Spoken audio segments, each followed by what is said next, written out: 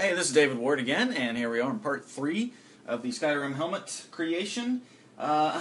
Unfortunately, as I was afraid of, when I applied the paper mache, the water in it kind of seeped into the paper, and as you can see, it kind of made it come apart a little bit. So, all is not lost. I went back to Hobby Lobby, and I got this stuff called active wire mesh.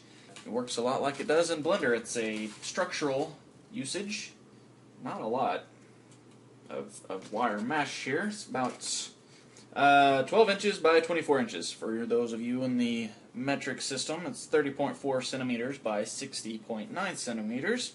The way you use this is find some scissors.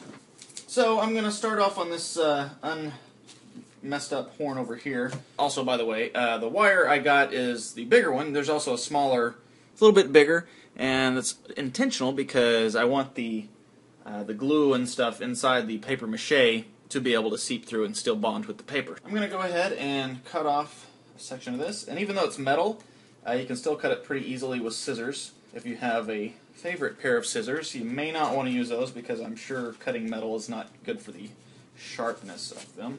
Okay, just kind of straighten it out. And careful those edges, they're pretty sharp. You might accidentally, ow, the shape of it done around the top and then the bottom.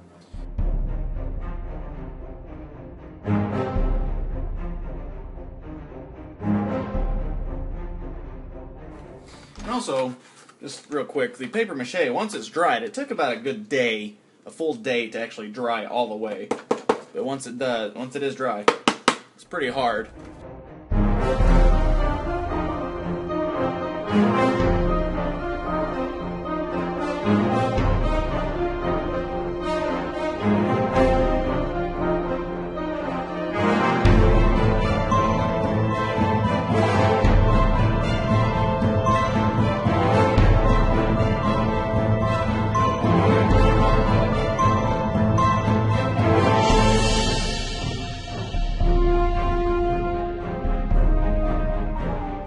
Okay, so I got it pretty well covered.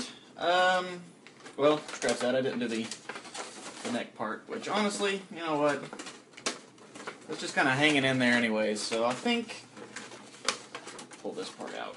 One less thing to worry about. Okay, got a little bit of this mesh left over, so if I need to use it for something later on, I'll still have it.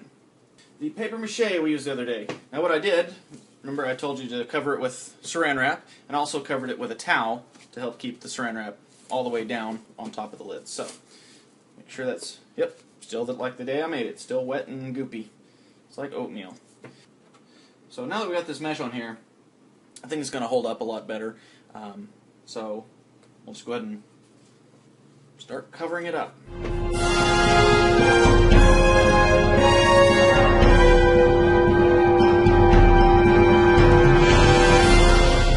Basically the way you do this. I'll go ahead and stop recording now, and then maybe when I come back, most of this will be all taken care of. So